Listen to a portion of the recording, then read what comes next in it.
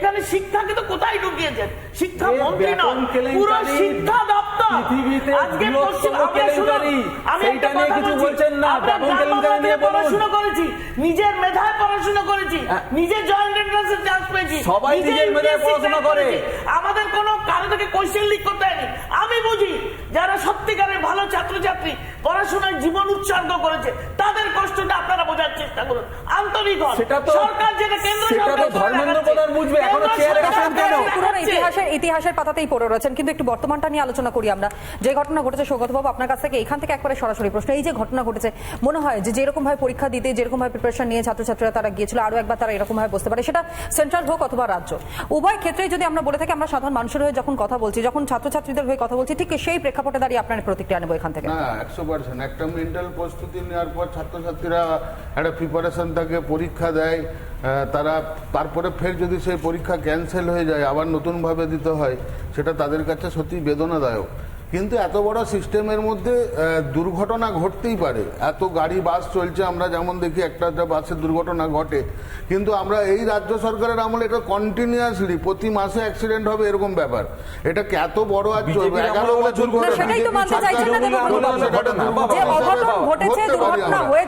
দুর্নীতি হয়েছে, স্ক্যামটাই তো তারা মানতে চাইছেন না। হ্যাঁ, এই স্ক্যামটাই তো মানতে চাইছেন না। এই রাজ্যে যে দুর্নীতি হয়েছে, ভুরি ভুরি দুর্নীতি হয়েছে, লাখ লাখ টাকা, কোটি কোটি টাকা নয়ছয় হচ্ছে, সেই বিষয়টাই তো মানতে চাচ্ছেন। এটা অভিযোগ, এটা প্রমাণিত সত্য, সেটা ভুলিয়ে ফেলছেন কেন? আপনারা কেন প্রমাণ করতে পারলেন না? আপনারা কেন প্রমাণ করতে পারলেন না? আপনাদের ক্ষেত্রে তো অভিযোগ আরো ভুরি ভুরি এসছে, পাহাড় প্রমাণ অভিযোগ এসছে, তারপরেও কোনো পদক্ষেপ আপনারা নিতে পারলেন না কেন? প্রমাণিত সত্য দুটো আলাদা। এসএসসি তো স্বীকার করেছে, এসএসসি স্বীকার করেছে যে দুর্নীতি হয়েছে, চাকরি এরকম ভাবে দেওয়া হয়েছে, চাকরি পেয়েছে, তারপরেও আপনারা কি করে বলতে পারেন এই কথা? তার জন্য যারা শাস্তি পাচ্ছে জেলের মধ্যে সরকার তো বলছে না, এটা সরকার আন্দাজ করতে পারে না। না না, আপনাদের কোন গোয়েন্দার কাছে এই খবর ছিল না যে চাকরি নিয়ে দুর্নীতি হচ্ছে? চেয়ারে যিনি বসে আছেন ধর্মেন্দ্র প্রধান, উনি এখনো পদত্যাগ করছেন না কেন সেটা নিয়ে একটু অর্চনাদি বলুন। তার দায়টা কে নেবেন? তিনি কোন উত্তর আপনার কাছে নেই।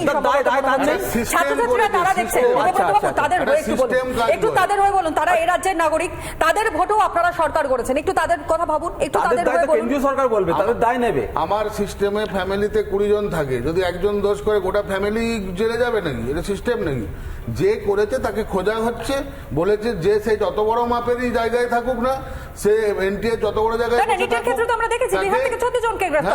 ইমিডিয়েট তাকে অ্যাকশন নেওয়া হবে। কিন্তু আপনাদের মতো কোটি কোটি টাকা খরচ করে সিবিআই তদন্ত করে বাঁচানোর জন্য কিন্তু আমাদের বিজেপি তরফ থেকে একবারও দেখছেন না। স্পেসিফিক প্রশ্ন আমার ছিল যে রাজ্যের কাছে কেন কোনো তথ্য নেই, রাজ্যের কাছে কেন কোনো তথ্য নেই? সরকারি চাকরি বলে কথা, সরকারি চাকরি তারা করছেন, তারা টাকা দিয়ে চাকরি করছেন, জালিয়াতি হয়েছে, সেখানে দুর্নীতি হয়েছে, অথচ রাজ্যের কাছে কোনো খবর নেই। এটা কি করে হতে পারে? প্রতিটা অভিযোগের পর্যায়ে রয়েছে, কোনোটা এখনো প্রমাণিত নয়, প্রতিটা ট্রায়াল এখনো হয়নি। হোক, সেটা কি আপনারা খুঁজে বার করেছিলেন? শুনুন, অভিযোগের ভিত্তিতে, শুনুন, অভিযোগের ভিত্তিতে হয়েছে, অভিযোগ হয়েছে। এটাই তো প্রশ্ন যে আপনাদের কাছে কেন কোনো খবর ছিল না? সেন্ট্রাল গভর্নমেন্টের কাছে যদি মাত্র 24 ঘন্টার মধ্যে এই খবর পৌঁছে যায় যে প্রশ্নপত্র ফাঁস হয়েছে, প্রশ্নপত্র লিক হয়েছে, তাহলে কেন আপনাদের কাছে এগুলো কেন্দ্রীয় সরকার নিজস্ব ন্যারেটিভ তৈরি করার জন্য এগুলো ঘুরে ঘুরে আসে। এটা তৈরি করে সরকারকে, কিসের ন্যারেটিভ? অর্চনা দি, কিসের ন্যারেটিভ? একবার বলছেন কেন্দ্রীয় সরকার ফেলিওর, কেন্দ্রীয় সরকার অ্যাকশন নিচ্ছেন, বলছেন এটা ন্যারেটিভ। আপনার অ্যাকচুয়াল কথাটা কি?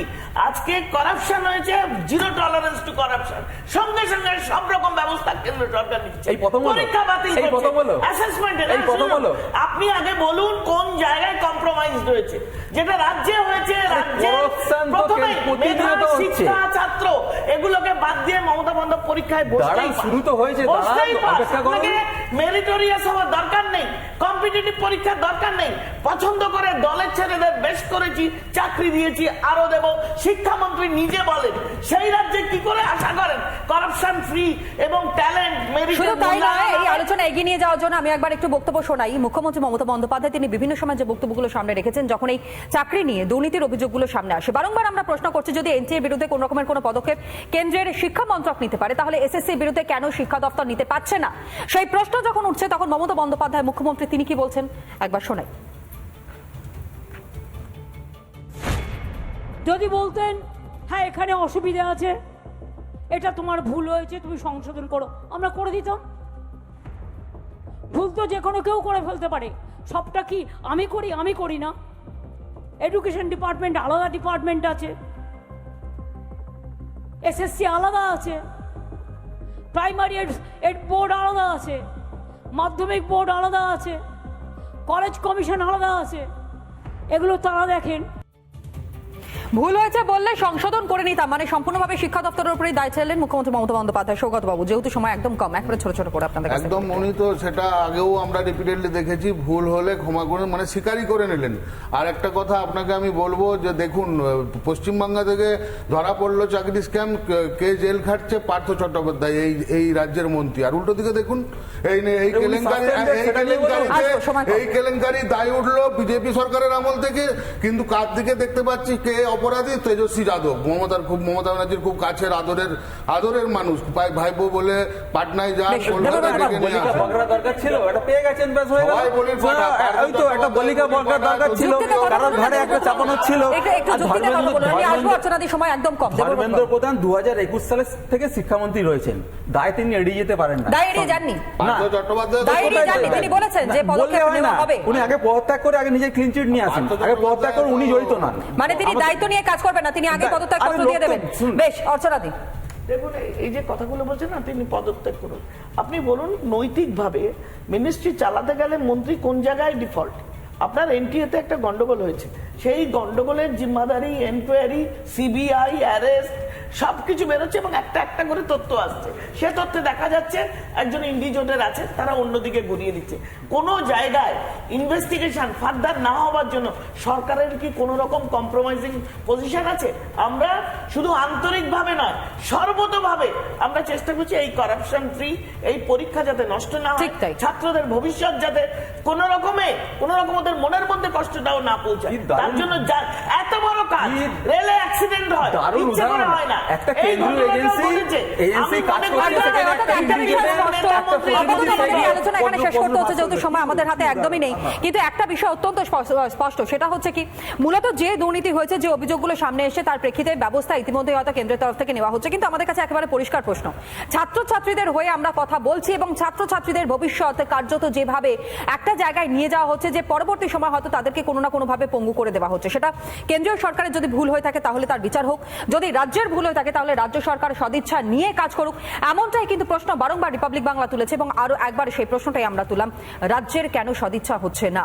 যদি সেন্ট্রালের তরফ থেকে বা কেন্দ্রীয় মন্ত্রক, কেন্দ্রীয় শিক্ষা মন্ত্রকের তরফ থেকে এনটিএর বিরুদ্ধে কোন রকমের কোনো পদক্ষেপ নেওয়া হয় বা নিতে তারা পারেন, তাহলে এই রাজ্যের ক্ষেত্রে কেন রাজ্য সরকারের সদিচ্ছা নেই, কেন রাজ্য সরকার পাচ্ছে না? সেই প্রশ্ন নিয়ে আজ এখানেই চা আড্ডার খবর আমাদের শেষ করতে হচ্ছে। তবে অন্যান্য সব খবরের জন্য, সমস্ত ব্রেকিং খবরের জন্য আপনাদের নজর থাকুক রিপাবলিক বাংলায়।